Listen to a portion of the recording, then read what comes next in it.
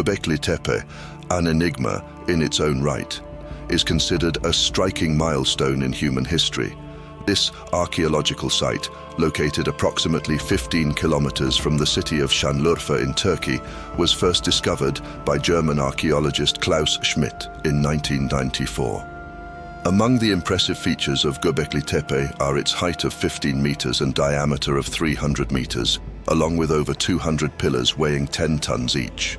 However, perhaps most intriguingly, these structures date back to approximately 11,000 years ago, around the 10th millennium BCE. This coincides with the period when humans in the Stone Age began transitioning to settled life and the beginning of the agricultural revolution. The discovery of Göbekli Tepe raises many questions that shed light on humanity's past. In this video series, we will embark on a deep dive into the discovery and significance of Göbekli Tepe. We will also explore questions such as how these mysterious structures were constructed, what they were used for, and why they were abandoned. Are you ready to uncover the secrets of Göbekli Tepe? One of the oldest monuments of Western culture is Stonehenge. The assembly of these large stones in a specific arrangement around 7,000 years ago triggers the imagination of many. Just like the claims of aliens regarding the construction of the Egyptian pyramids, there are also abundant speculations about Stonehenge. However, just as it is a fact that aliens did not build the Egyptian pyramids, Stonehenge was not built by aliens either. It was constructed by humans and has been repeatedly rebuilt over the years. However, compared to Stonehenge and even the Egyptian pyramids, Göbekli Tepe, located on the lands of our country and considered as the cradle of civilization, overshadows them both in terms of history. Built 9,000 years before the Egyptian pyramids and 6,000 years before Stonehenge, Göbekli Tepe is one of the earliest human settlements. Göbekli Tepe is an archaeological site located approximately 15 kilometers as the crow flies and about 30 kilometers by car from the city of Şanlıurfa, Turkey. It was first officially discovered by German archaeologist and historian Klaus Schmidt in 1994. It is an archaeological site that stands 15 meters high and has a diameter of 300 meters. Within the site, over 200 pillars have been constructed, forming 20 different circles. Each pillar is 6 meters in height and weighs 10 tons. Investigations indicate that these structures date back to around 11,000 years ago, to the 10th millennium BCE. This coincides with the period when humans in the Stone Age began transitioning to settled life and the beginning of the agricultural revolution. The exact purpose behind the construction of this structure by our ancestors is not fully understood. The hypothesis that is most emphasized suggests that Göbekli Tepe was a place of worship. If true, this would make Göbekli Tepe the oldest known settlement and sanctuary in human history. In fact, we've discussed in our previous writing how such sites may have been integral to human evolution. Imagining what such an ancient structure looked like thousands of years ago is exciting in itself. What were our ancestors doing back then? What were they thinking? What experiences were they having? Schmidt describes it as follows. Prehistoric humans were living alongside gazelles and other wild animal herds. They were drawing water from gently flowing rivers that attracted migrating geese and ducks. They were nourishing themselves from fruit and nut trees, and they were watching the wild fields, resembling a sea, swaying with wild varieties of barley and wheat like emmer and einkorn. It was like a paradise for them.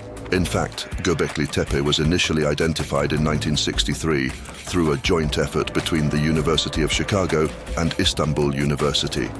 However, these teams did not realize that they had discovered an ancient settlement area because they did not excavate the site. During their surface survey in 1963, they identified some stones and categorized them as belonging to the Aceramic Neolithic period. They mistook some stone surfaces, the horizontal surfaces on the T-shaped pillars, for tombstones. Based on this, they concluded that the prehistoric remains in the area were overlaid with Byzantine tombs.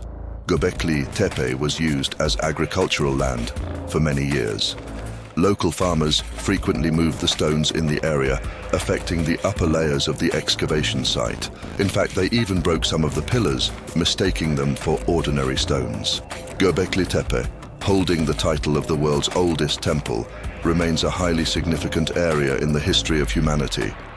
Located near Urfa, Göbekli Tepe draws attention with its T-shaped pillars, which are likely representations of humans. The topic of Göbekli Tepe is quite extensive, but our focus here is on the pillar named P56 in this visual. N. Becker and his colleagues have counted 55 animal figures in this visual. Finally, in 1994, Klaus Schmidt from the German Archaeological Institute, seeking a new excavation site, decided to excavate the area after reviewing the 1963 report. Collaborating with the Şanlıurfa Museum, Schmidt transformed the area into an excavation site, ultimately discovering the ancient settlement area that would be named Göbekli Tepe. Our ancestors' reasons for constructing Göbekli Tepe have puzzled archaeologists for a long time. The answer to this question is multi-layered. First and foremost, the accurate dating of this region needs to be established. To do this, at least 4 different radiocarbon tests have been conducted. A sample taken from the pedogenic carbonate coating on the pillars from an area-colored Zone C labeled as UA 99561 indicated that Göbekli Tepe dates back to between 7562 737 BCE. A coating sample labeled as UA 19562, taken from Zone B, dated the area to between 8280 7970 BCE. Charcoal samples labeled as HD 2025 and HD 2036, taken from a layer known as the third layer, dated the area to between 90130 8620 BCE. So it is certain that Göbekli Tepe was constructed thousands of years ago. However, interestingly, no evidence indicating Göbekli Tepe was a settlement has been found. No pottery, no houses or refuse pits, no fertility figurines. There is no evidence of tool use. No stone axes or knives have been discovered. This might not be so surprising due to the geology of the region.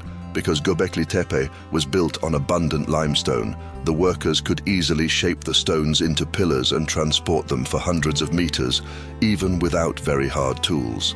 As centuries passed, the circular pillar structures built by earlier people were buried in mud. Newcomers built new pillar circles on top of the old ones. Thus, the famous hill part of Göbekli Tepe was constructed. Since 1998, archaeozoologist Joris Peters from Ludwig Maximilian University has examined over 100,000 bone remains excavated from Göbekli Tepe. Many of these bones show cut marks and pointed ends, indicating that humans were using tools to butcher animals during that period.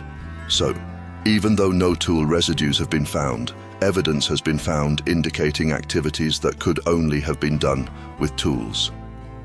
Many of the samples examined belonged to wild animals. This suggests that the builders of Göbekli Tepe had a hunter-gatherer lifestyle. However, this doesn't mean that the people living in this period were not at the beginning of major changes. As Schmidt, who believes Göbekli Tepe was built as a temple, says, first came the temple, then the city. According to him, this temple on the hill could have been a structure where people could come from as far as 150 kilometers away to worship.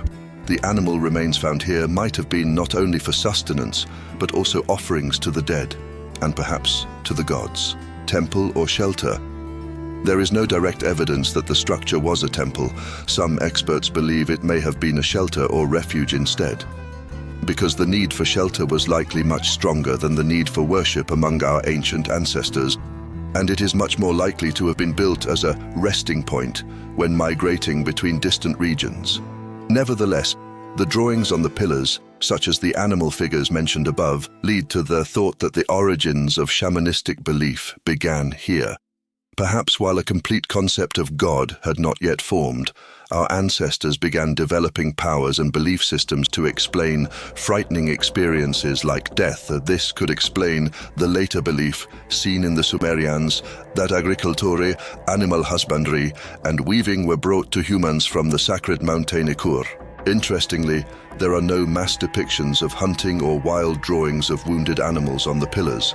Furthermore, the drawings primarily feature animals like deer that were essential to the people of the time, not animals like lions, snakes, spiders, or scorpions. This suggests that Göbekli Tepe was seen as more sacred and purified. However, some archaeologists dispute this.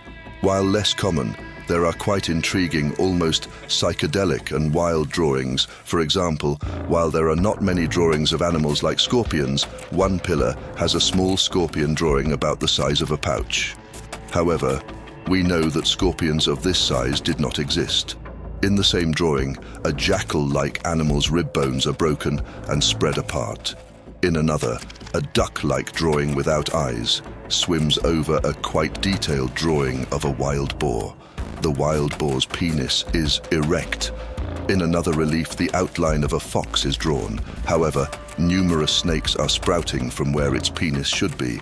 In another drawing, a vulture carries a round object on one of its wings. Beneath its feet lies a decapitated male torso with its penis erect.